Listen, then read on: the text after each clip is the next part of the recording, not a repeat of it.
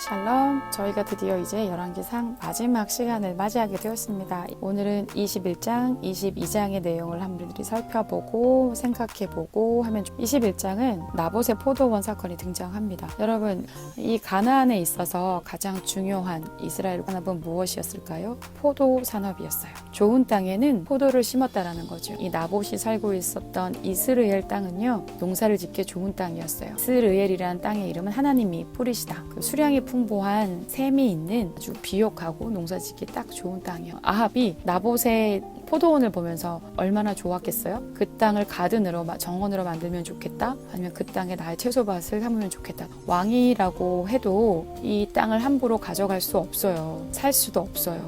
왜냐하면 이스라엘의 법은 물론 왕이 가장 큰 명령을 내려서 백성들이 순종을 해야 되지만 왕도 국민도 하나님의 법 아래에 있는 사람들이에요. 하나님의 법을 왕은 지키지 못했고 나봇은 지키기 원했단 말이에요. 하나님의 법이 무엇이었냐? 레위기 25장 23절에 나와요. 토지를 영영히 팔지 말 것이다. 왜냐하면 땅은 하나님의 땅, 너희는 그저 나그네일 뿐이다. 이렇게 얘기를 했단 말이에요. 땅의 주인은 하나님이세요. 왕이나 나봇과 같은 우리 백성들은 그 하나님 땅을 잠시 렌트해서 그 땅에서 농사를 짓고 그 땅에서 나오는 소출을 가지고 먹고 사는 거예요. 그렇기 때문에 하나님이 함부로 땅을 사고 팔거나 하지 말라 그랬단 말이에요. 나봇은 이 하나님의 법을 지키고 싶었던 거예요. 조상 대대로 이 땅에서 하나님이 주신 땅을 귀하게 여기고 농사를 지어왔기 때문에 역시 이것은 가업이고 조상들이 하나님에게 순종하며 해왔던 것을 나도 지키겠다는 신앙 고백이기도 한 것이요. 왕이라고 해서 그 땅을 함부로 팔면 안 된다는 것이 나봇의 주장이었어요. 그러니 왕이 얼마나 속상했어요? 그 말이 틀린 건 아니었잖아요. 이세벨이 왕의 어인을 찍었죠. 그만큼 이세벨이 왕과 맞먹는 파워가 있었다는 거예요. 그래서 이세벨이 이스라엘에 있는 장로와 기인들에게 왕의 공문서를 보냅니다. 그 공문서 안에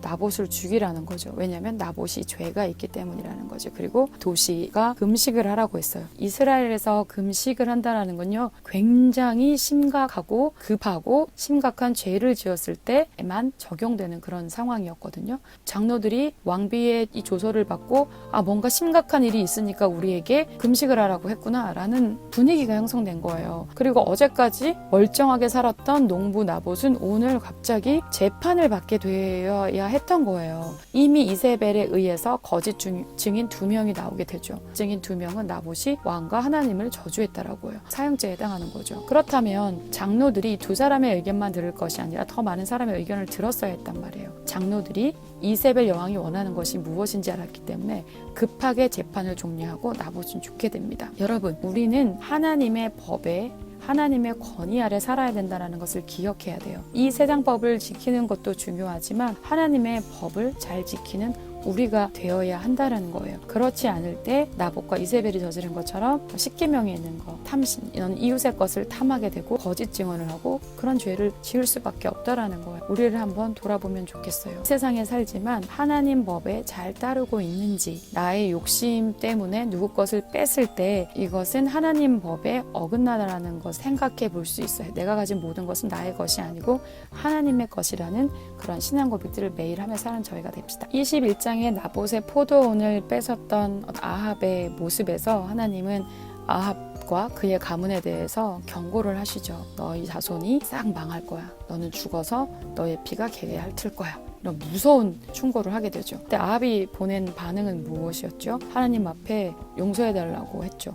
우리가 하나님을 이해할 때 하나님은 어떤 분이실까요? 22장에서도 하나님은 또 오래 참으시고 기회를 주신다는 것을 볼 수 있어요. 20장에 보면 아람 왕과의 사이에서 전쟁이 있었는데 하나님이 2번 다 아합 왕에게 승리를 주죠. 그리고 3년의 시간이 흘렀어요. 아합이 벤 하닷을 살려주면서 조건이 있었거든요. 벤 하닷의 아버지가 뺏어간 그 성들을 다시 돌려달라고 했고 다 돌려주겠다고 했는데 기다린 거죠. 3년을 동안 하나님이 아합 왕에게 너 나에게 돌이켜라.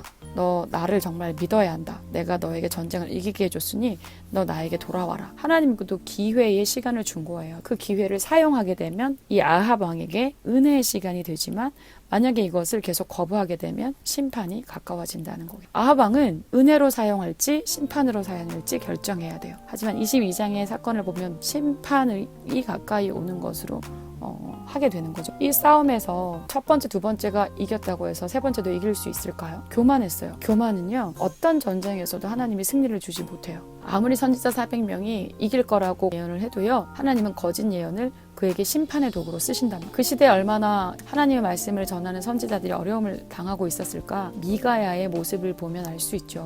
미가야는요, 왕에게 아첨하고 아부해서 무엇인가 얻어내려고 하지 않았어요. 왕궁에 살았던 시드기야를 비롯한 400명의 선지자는 거짓 예언을 하면서 왕의 기분을 좋게 해서 얻을 유익에 대해서만 생각을 한 거죠. 여호사밧은 처음에 시작이 너무 좋았거든요. 아버지 아사의 길을 따라갔다고 했어요. 그리고 그가 정직하게 그 자신과 나라의 일들을 감당하기 위해서 하나님 앞에 머물렀었다고 해요. 우리 스스로 정직하기 어려워요. 어떻게 그럼 정직한 마음을 지킬 수 있는가?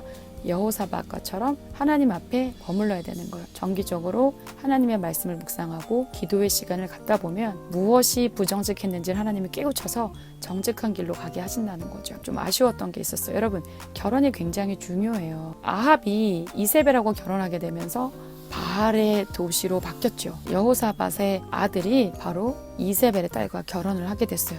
그럼 당연히 이 결혼으로 인해서 남유다에도 어떤 일이 생길까요? 우상 숭배가 이루어질 수밖에 없는 거예요. 여호사밧이 하나님 앞에 잘못된 결혼을 하게 되면서 이 이후에 남유다가 어려움을 겪게 돼요. 여러분, 우리가 결혼이 너무 중요해요. 여러분, 지금부터 여러분이 하나님 앞에 기도하세요. 하나님, 어떤 눈에 보이는 조건보다 하나님께서 기뻐하는 믿음의 사람을 제가 택하겠습니다. 여러분들 지금부터 기도하는 우리가 됩시다. 아멘. 네, 그럼 계속 11개 하루 읽어가요.